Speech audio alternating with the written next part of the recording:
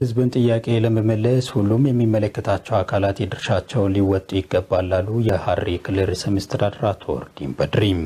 የሐረሪ ክልል የህዝብ ተወካዮች ምክር ቤት አባላት በቅርቡ ከሐረሪ ክልል ህዝብ ነዋሪዎች ጋር የሚያደርጉትን ውይይት አስመልክቶ ከክልሉ ከፍተኛ አመራሮች ጋር ውይይት አድርጓል።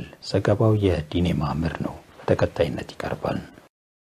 በስድስተኛ ሀገራዊ ምርጫ ላይ ሐረሪ ክልልን በህዝብ ተወካዮች ምክር ቤት የወከሉ አባላት ከመረጣቸው ህዝብ ጋር ውይይት ሊያደርጉ ነው። በዚህ መሰረትም ከህዝብ ጋር ሊወያዩ ያቀዱ ጉዳዮች ዙሪያ ከክልሉ ከፍተኛ ባለስልጣናት ጋር ውይይት ተደርጎበታል። በህዝብ ተወካዮች ምክር ቤት የሰላምና ውጭ ጉዳይ ቋሚ ኮሚቴ ሰብሳቢ ዶክተር ፈቲ ማህዲ እንደተናገሩት የመረጣቸው ህዝብ ያለውን ሐሳብና ቅሬታ እንዲያነሳ የምክክር መድረክ ሊያዘጋጁ መሆኑን ተናግሯል። የሚደረግ የምክክር መድረክም ህብረተሰቡ የሚያነሳቸውን ችግሮች ይፈታል ብለን እናምናለን ብሏል። መንግስት በምርጫ ጊዜ ለህብረተሰቡ ቃል በገባው መሰረት በትኩረት ወደ ስራ መግባታቸውን ያመለከቱት ዶክተር ፈቲ አሁን በሚደረግ የምክክር መድረክም የመልካም አስተዳደር ችግር፣ የመሰረተ ልማትና ሌሎች ህብረተሰቡ የሚያነሳቸውን ጥያቄዎች የሚለይበት መሆኑን ተናግሯል። የሐረሪ ክልል ርዕሰ መስተዳድር አቶ ኦርዲን በድሪ በበኩላቸው የሚደረግ የምክክር መድረክ የተፈለገውን ውጤት እንዲያመጣ ሁሉም የበኩሉን ሊወጣ ይገባል ሲሉ አሳስበዋል። የምክክር መድረኩ አጀንዳ በታቀዱት ጉዳዮች ላይ በማተኮር ውጤት እንዲያመጣ ምክክር መደረጉን በተገቢው መንገድ መምራት ያስፈልጋል ሲሉም ተናግሯል።